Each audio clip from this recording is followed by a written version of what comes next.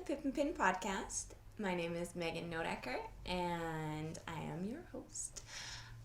It's episode 11, and it's December 31st, so Happy New Year. You can find me on Ravelry as Pip Pin, and on Instagram as Pip Pin. We also have a Ravelry group called Pip Pin. So Happy New Year. I'm sure by the time this is uploaded and watching, it will be 2018. So happy 2018 to everybody. I don't know about you, but 2017 was a pretty good year for me. I usually don't make New Year's resolutions, but last year I decided to, and I actually followed through with it, and that was to do 12 patterns in 12 months and to release one pattern a month. And it was actually a little bit more because I did some stuff for some other publications and some of them were doubled, but that was really awesome. And I want to say a big, huge thanks to everyone who, watches the podcast and just followed along and knit stuff. And I'm not going to talk too much about that because I feel like I spent a lot of time gushing last episode. So if you want to hear me go on and on and on about how amazing you are, go watch the last one. This year, Katie and I do have some plans, and I was kind of debating whether or not to talk about them because, I don't know, secrets are fun, but then I kind of figured what's the point in having a podcast if I don't talk about anything? So I think I'm going to talk about them maybe a little bit later because I feel like we need to do some catching up here. Christmas happened and just lots of stuff. Christmas was really fun this year. I don't know if you've ever had Christmas with a 3-year-old, but it is stupid fun. Like, everything was so exciting and so amazing, and Santa came and we left him cookies and his reindeer ate an orange, and it was just really cool to see her get so excited. Not just for herself. Like, she was excited about her presents under the tree. She was really excited about that. But then she would find one, she would bring them up from under the tree and say, oh, who's this one for? And I'd say, oh, that one says to Megan, loves Santa. Oh, Mommy, it's a present for you. And she would just get so excited that there was, stuff for me and Justin too. So that was really, really fun. We had my family over here on a couple days before Christmas for appies and present opening. Christmas morning we had it home by ourselves, which was really nice. And then the next day we went to Justin's parents' place out in Hope. And that kind of turned into a little bit of a saga. I don't know if you can hear it out there, but the sky is kind of falling right now. I'm going to talk about the weather because I live in BC and that's what we do. So Boxing Day, I think it started to snow, and we were in Hope. So on the 27th, I don't really like driving in the snow very much. I mean, I have a pretty good vehicle now for driving in the snow, so it wasn't too bad. But on the 27th, it was sticking to the roads, and, I just wanted to get home. So I went home in the morning on the 27th, and Justin was going to stay an extra day with Georgia and go, do man things up the mountain. He actually ended up coming back too because it was snowing so much, and he had to fix something on his truck or something. But anyways, he ended up coming home that day too, but Georgia stayed. Because we were going to go, Granny and Pops wanted an extra day or two with her, so we were going to go pick her up later. Well, then it decided to snow 3 feet in Hope, which is about an hour away from where we live. Yeah, it snowed 3 feet in Hope, and we had a super crazy ice storm. So Georgia was kind of stuck there. We weren't gonna. There was just with her grandparents. So I mean, it wasn't a big deal to just have her stay there for an extra couple of days. But I gotta tell you, it's super weird. This is probably the longest. What day is it? The 31st? Yeah, she's been gone since the 27th, so 4 days she's been gone. Justin's actually going to pick her up right now because what I was talking about originally was the sound outside. What that is I have a big line of trees outside of my house, like cedar trees, and this ice storm literally coated absolutely everything in ice, and like our power went out for about a day, which is really weird for us because we're on a high priority grid. We have an ambulance depot and a cop shop, and I think the hospital's on our grid too. So like when our power goes out, we're usually the first ones to get it back, and our power was out for hours. And there were some people in Abbotsford when their power was out for days. So and I think some power still might be out. Like it had, just because the ice on the trees got so heavy, there's like trees down everywhere and ice on the power lines and lots of crazy stuff. There was some trees crashing into my neighbor's, fence, and lots of crazy stuff. But right now, it's sunny and heating up, so all the ice that was on the trees is now melting and crashing very noisily to the ground. I don't think you can hear it, but I can, so it might be distracting. Now I forget what I was talking about. I went on a weather tangent. I did make show notes, so maybe let's look at those. If you didn't notice, I got a new setup. So I have a new camera and a new microphone, and this is my first, run with it, so hopefully everything goes okay. I'm very excited about not having to deal with dead batteries on microphones and or cameras ever again, because everything just plugs into the computer, and so far it's working wonderfully. So yay. And that was my Christmas present to myself because I'm a big geek. Oh yeah, I was gonna talk about how weird it is that George is not here and how much friggin' work I got done because she hasn't been here. I mean, Justin and I haven't done anything the past couple days because it's been so terrible. Like we could have gone out and but we didn't want to drive, and the Jeep has issues again. And it was covered in ice, so no, we didn't want to walk anywhere, we didn't want to go anywhere, so we were pretty much homebodies the entire time. And I got so much stuff done.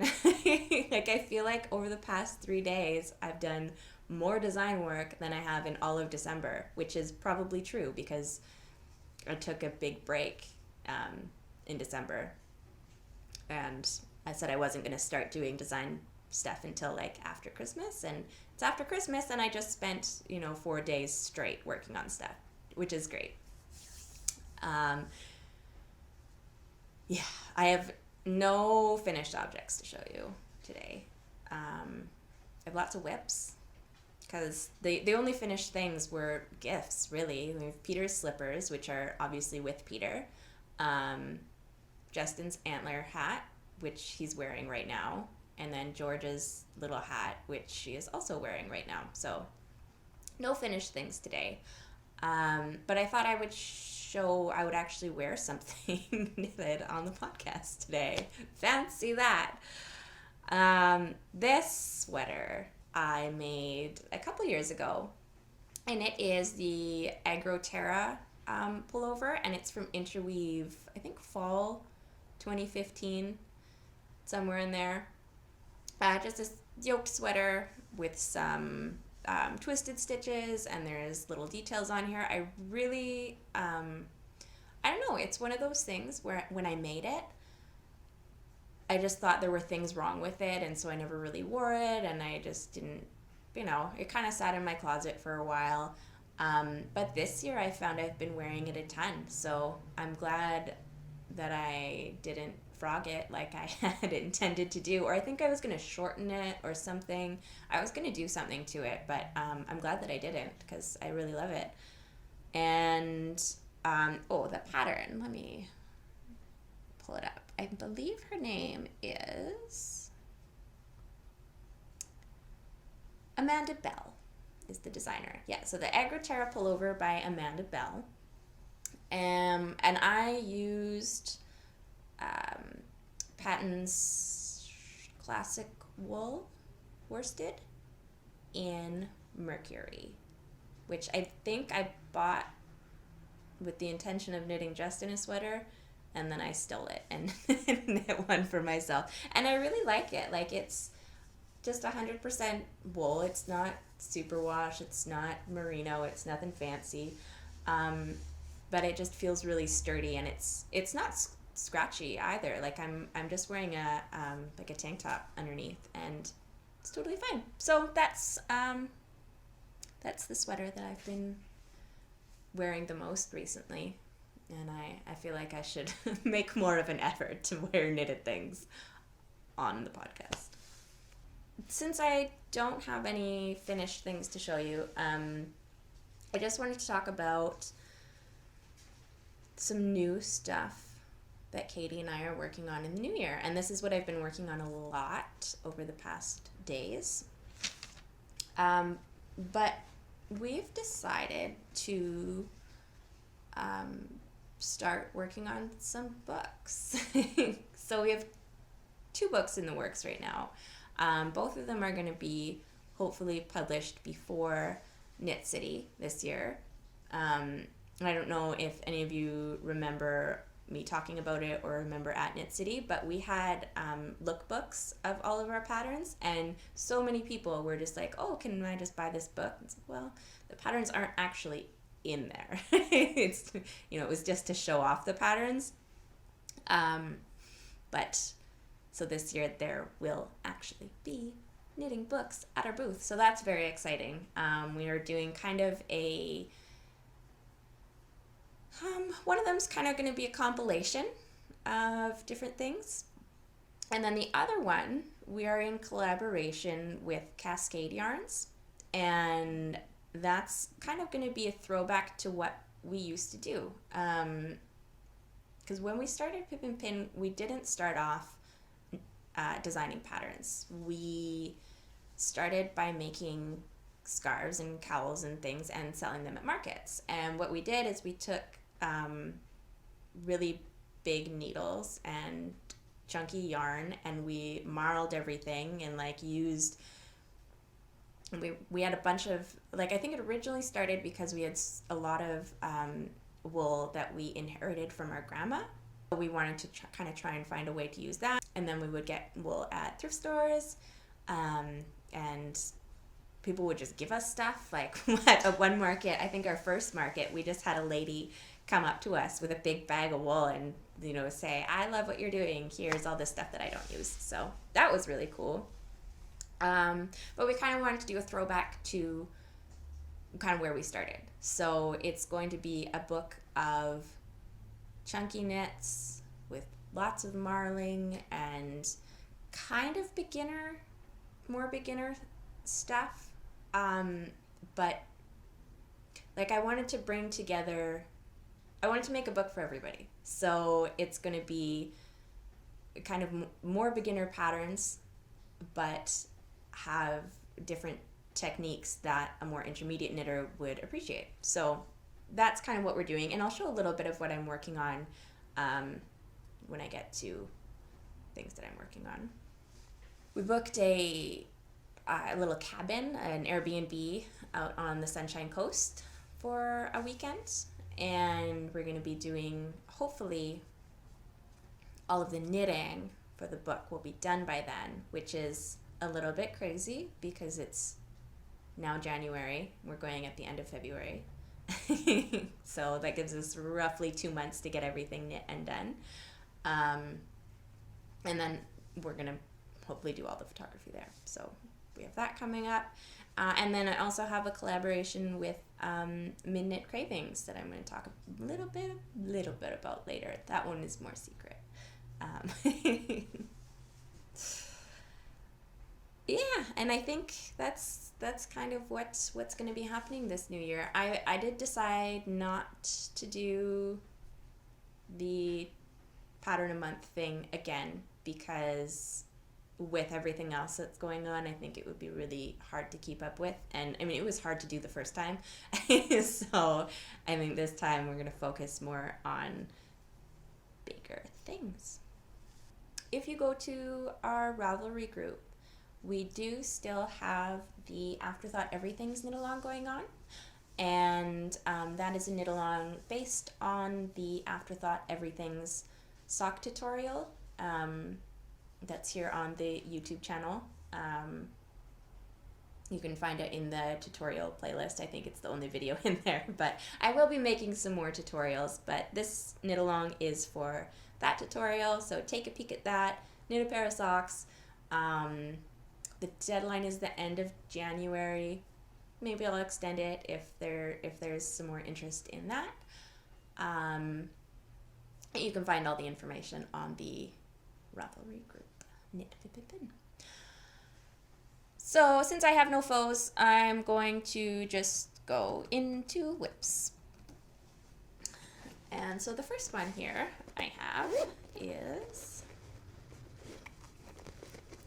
a pair of, this is just in a project bag that I made. These are I think these are my 6th pair. Not for the knit along, but in general, in life. My 6th pair of Afterthought Everythings. Go. And this is knit with 6 and 7 fiber Milo in the Giving colorway. And that is a 75% superwash merino, 25% nylon sock yarn. And it's beautiful. I have a huge crush on 6 and 7 right now. Look how pretty it is. And when I got this, it actually came with 3 coordinating minis. So I get to, like, once these are done, I'll be able to choose which one I want to use for heels and toes and cuffs. But then I did do a provisional cast on for these ones. And I used, let's see if you can see it. I used just a scrap of Sweet Fiber Sweet Sock. And that is the Moss colorway. That's what I used for the Mount Pleasant. And it looks so nice together. So I might just use that. I don't know. We'll see. But these are knit on, these are the Chowgu red tip lace something needles, size 0. And I was having trouble with these needles the first time I used them. My socks ended up a bit tight and it kind of destroyed my finger because they're so sharp. But I feel like I'm having an easier time with them this time because I'm a little bit more used to them. I'm a little more used to doing magic loop, which is something that I wasn't really doing for socks before. So I think now that this is my second time with these needles, third time magic looping, I've loosened up my tension a bit and kind of figured out where I need to be with them. I've also just come to the conclusion that I should do ribbed socks. They fit me the best. They stretch. These are, I cast on 66 stitches and I'm just doing a knit 5, purl 1 ribbing. So yeah, that's the beginning of those. That was my I cast those on to work on, while visiting family and things like that over Christmas. The next one that I have is, now this was supposed to be my Christmas Eve cast on, but I told myself that I wasn't going to do any design related knitting until after Christmas, because I had kind of finished up everything and I was working on Christmas presents, and then I didn't really want to start anything big until after the holidays, because then I just wanted a fresh start. So I finished all of my Christmas presents early by a couple days, so I decided to cast this on a couple days before Christmas, and I started a granny stripe blanket. And so this is just using some scraps of, it's gonna be huge. I think I went a little overboard. I'm making a full double. So it's just ginormous. But I mean, this is obviously a project that it's not going to be done anytime soon, and I can just keep adding to it. It is nice to have a little bit of a break from knitting, because crochet is just that much different. So it's a little nice to get a little break. And I just used the pattern from Attic 24, which is a free pattern. I'm not doing the striping sequence that she suggested. What I'm doing is, I know lots of people, when they make these scrap ones, just kind of work until their yarn is done. And after looking at some pictures, I realized that would not work for me. I need to have the full stripe. And I think the thing that bothered me the most was when you would get to the end and then you would have double of one color kind of at the ends. So I'm just doing one stripe of one color, maybe switching halfway if I need to at some points or something. But for now, it's just one stripe, one color, switching.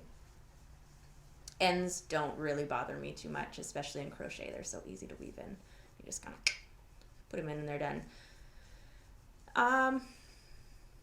Yeah, what yarn is in here? So let's see. I got a little bit of Sweet Fiber, the Sweet Sock and Moss.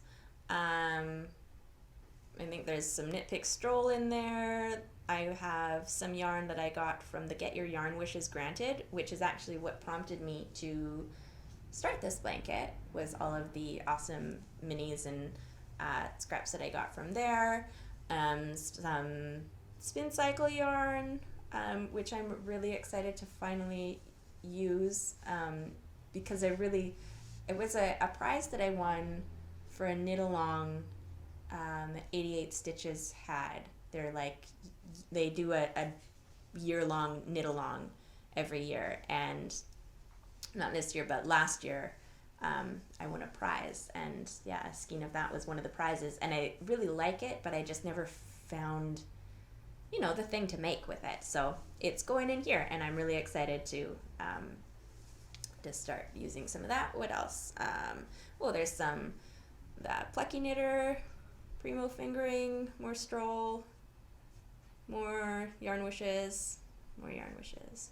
Yeah, so I think that's going to be something really fun to just work on intermittently and have something different. Oh, and that is now being held in this is Fringe Supply Company bag, and that was a gift from Sue from 88 Stitches.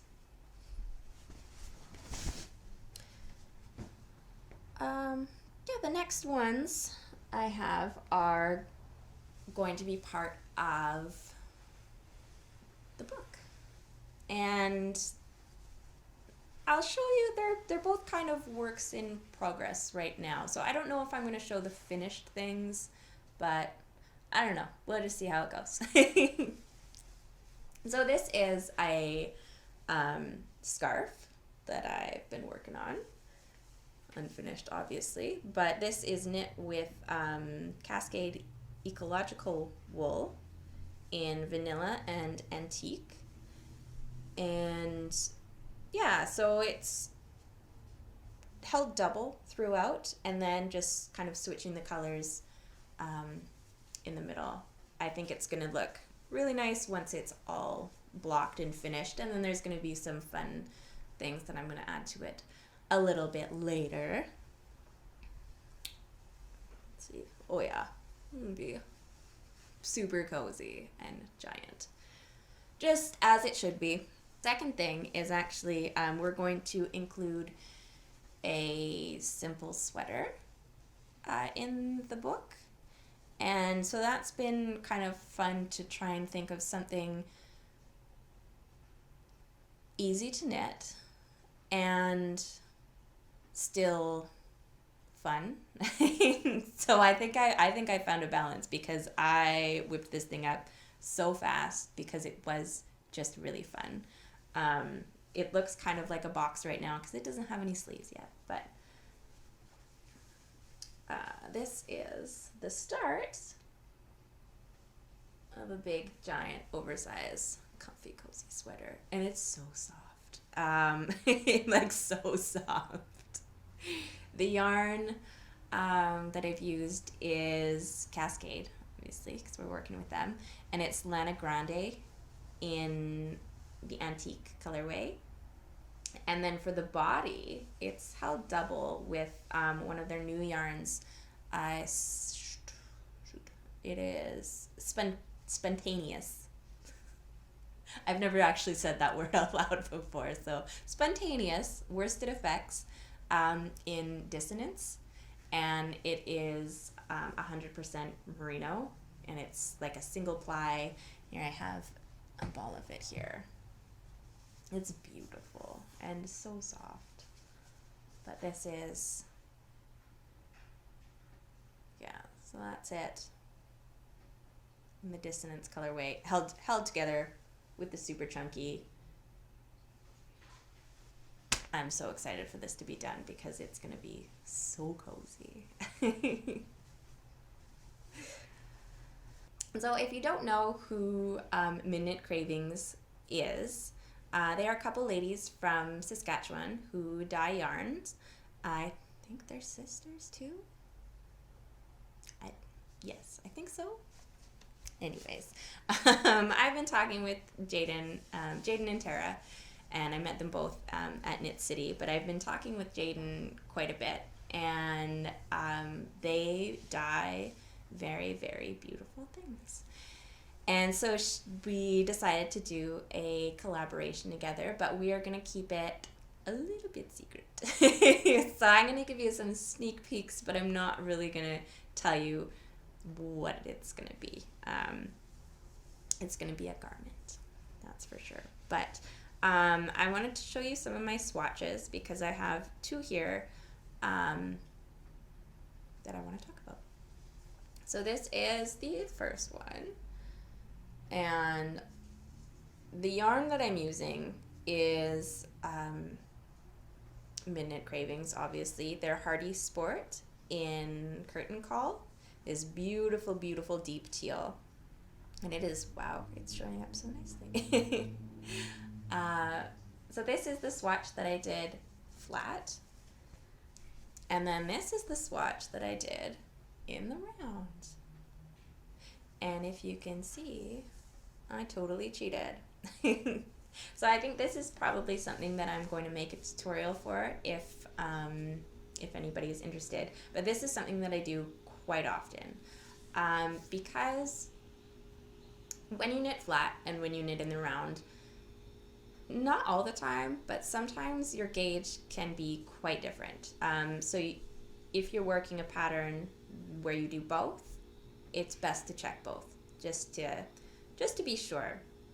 But with this, instead of actually having to cast on, however many stitches to make a big circle and get a, decent sized gauge swatch, and technically I should have made this, like, it's wide enough, but I should have added some more rows in there. But to make a gauge swatch without having to knit such a huge gauge swatch, I cheated. And how you do that is you basically knit a row and then hold your yarn back and kind of pull it around your needles and then knit it again. So you're still doing, like with this, with stockinette, I'm still just knitting all the rows, because where your gauge kind of gets different is knitting and purling. I've found when I knit flat, it's usually a little bit tighter, and then when I knit in the round, a little bit looser. And that also changes depending on, that was a big one, depending on circumference. So if it's a smaller circumference, the stitches are going to be tighter. If it's a bigger circumference, the stitches are going to be looser. Something to keep in mind as well. Gauge swatches, important things, guys. What I do for mine at the ends, because it can get kind of crazy if you just start knitting, like you'll have big loose stitches. What I do is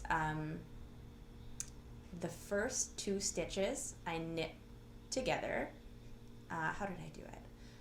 I knit 2 together and then knit 2 together through the back loop, but of those same 2 stitches. So I'm knitting into the first 2 stitches through the first I'm knitting the first 2 stitches through the front loop, and then those first 2 stitches again through the back loop. And that just makes a nice kind of tight, even edge. It does flare out. You can see it does flare out a bit, but you're going to be taking your information from the middle anyways, so that little bit on the edge shouldn't matter too much. But seriously, guys, like, have you seen? Look at that. So good. This is actually something that I spent, Georgia hasn't been here, so in the 4 days that she hasn't been here, I've knit half a sweater, knit a scarf, and designed them. And I spent 9 hours yesterday getting a really, really good start on this bad boy. And another kind of thing that I wanted to talk about, because Justin was kind of, I don't know, he was calling me beautiful mind, but I wanted to show my process a little bit of how I design things and how I design garments, because the further I get into the pattern, the more chaos happens. So when I start with an idea, when I have an idea, and this is really whether I'm knitting something for Pip Pin, or if I'm doing a proposal for someone else or something, I kind of always start with this step, and that is to make a really nice picture. Just make a beautiful diagram of kind of what it's going to look like, maybe a stitch pattern. I also kind of write a list of all of the qualities that it's going to have. So my first step really is to draw a pretty picture. And this is not for this one. You may recognize this as quenelle. On the other side, this is kind of just all the random information about it. But the picture is what matters. And this is what I can always go back to and take a look at. And, nothing's set in stone, of course, but it is nice to have a reference point of, okay, this is what I was thinking, instead of having a big list, like, here's a picture of what it's going to look like. So once that beautiful, and I sometimes spend a long time on these, they're pencil drawn and then inked, and I really want to make these look nice to start with. And then the designing happens. And my beautiful pictures turn into gobbledygook. And this is kind of more a schematic idea, very, very rough schematic. I don't know if that's showing up very well, maybe blowing out a bit. But this is a kind of rough schematic of what's going on. Not numbers necessarily, because when I do my patterns, I like to do everything all at the same time. So instead of knitting and making the instructions for one size and then doing the grading later, I make all of the instructions for all of the sizes at the same time while I'm knitting it, kind of. If that makes any sense. So for instance, on my schematic here I have A, which is, I always start with the bust because that is a number like that's the number that everything is based on, kind of.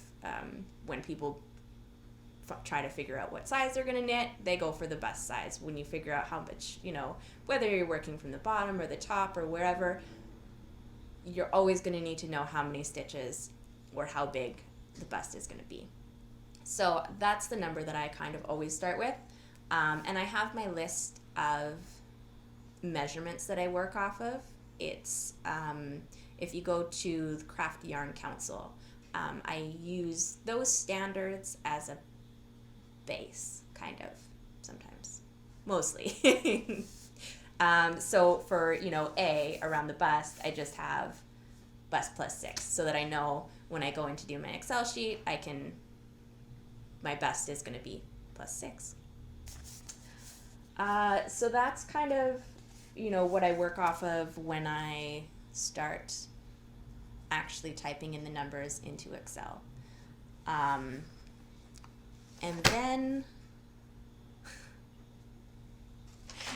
this happens. Yeah. This is, I don't know. This is 3 sheets of graph paper taped together and colored on with George's felts. Because sometimes, I'm getting to the point, I feel like I'm always growing and I'm always learning new stuff. But sometimes, with this particular design, there is a pattern and shaping and short rows and lots of things that are kind of all going on at the same time. And I just don't have that much space in my brain. So I need a visual representation of all of the things that are going on.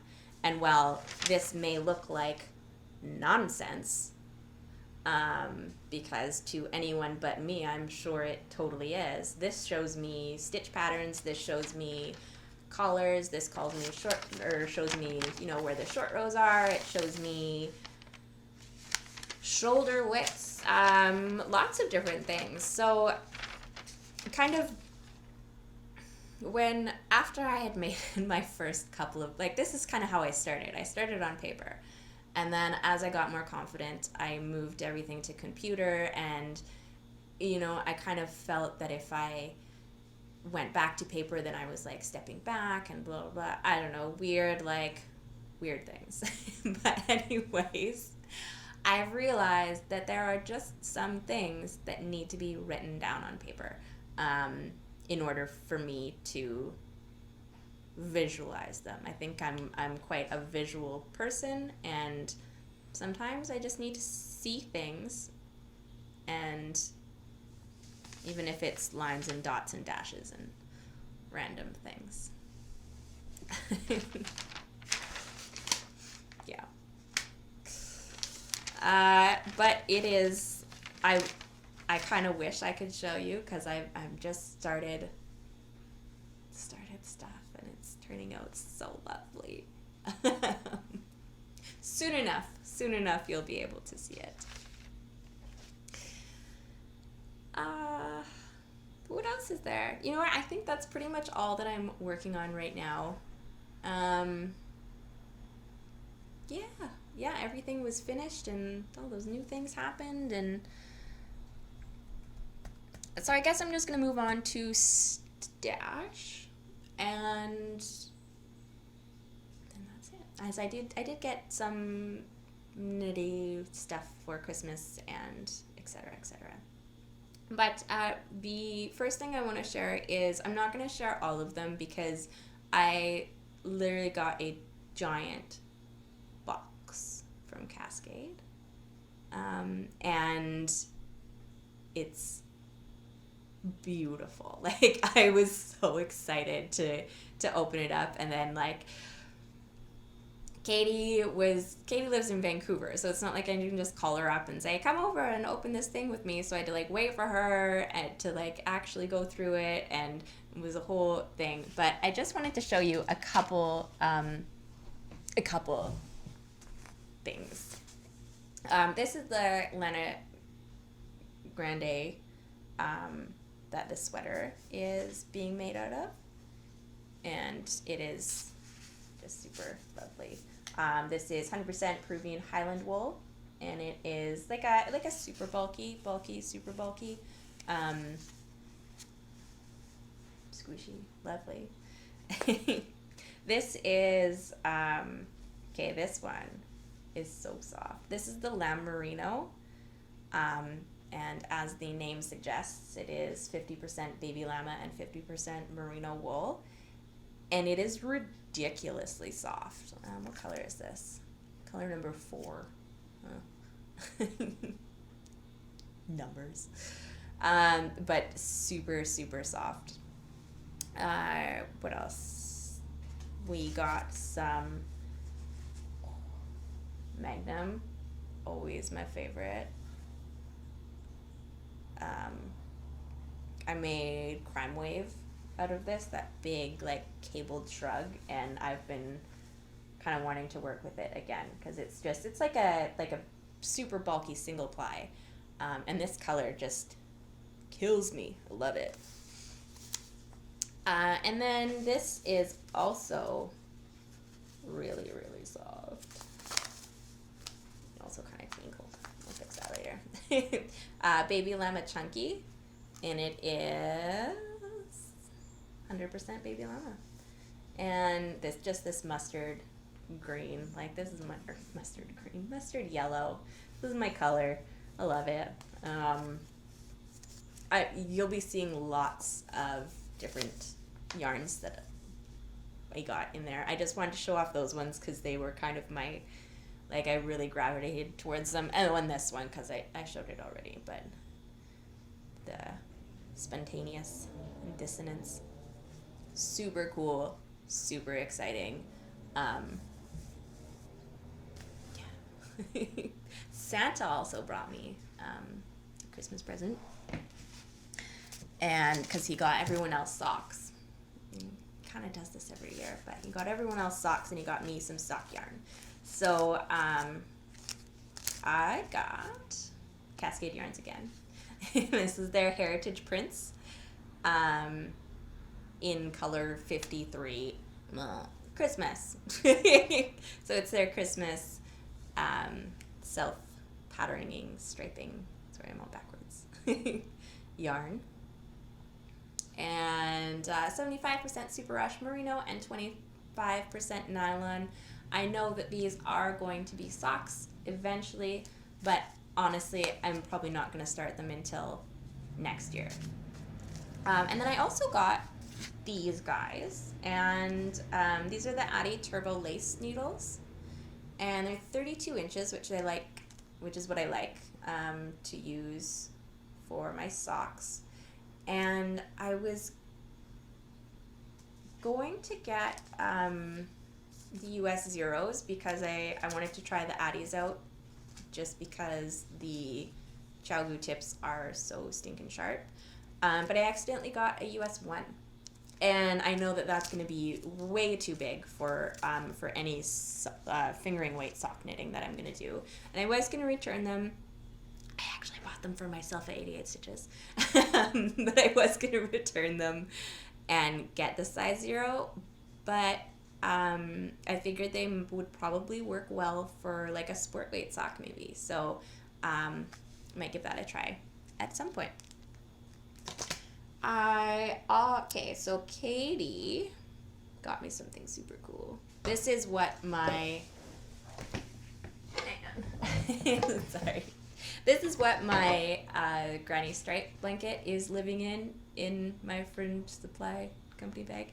But I got a table, a basket table. So this sits beside the couch, and it holds knitty stuff. And so now I have 2 knitting baskets, and they are both always full in the living room. All the rest of my knitting stuff is in the bedroom. But yeah, this is super awesome. And then my mom found me something really cool too. And this is a sweater blocker. I don't know if you'll be able to see it all. A sweater blocker. You see that, kind of? It's like one of the, it's like sock blocker except for a sweater. I really love this a lot. I don't know where it's going to hang, but it's going to hang somewhere in my house and be awesome. And the really cool thing about it is on the back are the original instructions on how to use this sweater blocker. And it's also a Williams Perfect sweater block. And if you don't know, Williams is my maiden name. So yeah, on there it says, after the knitted garment has been carefully washed, absorb the excess moisture by rolling in a Turkish towel. Raise the arms of the sweater block to a vertical position and slip the sweater on. Lower arms and keep them outstretched sideways while drying. Any chest line may be acquired by stuffing towels between the garment and the block. Brilliant. So that is, I'm totally going to block a sweater on there too. Why not? Maybe put some padding in there for my bust line. And I think that's about it for today. I always feel this way. I always feel like I talk too much, which is silly because that's the point. And that I talk too fast and that I'm forgetting things. And I feel like I'm forgetting things now, but I don't think I am. I do write myself like notes and things to talk about, but I don't know. One day I'll get it together. That's it. Please feel free to like and subscribe, and if you have a question or comments, I do read them and respond, so you can do that right in the comments section, or come find me on Ravelry and Instagram. That is it for today. Happy New Year. I will see you in 2018.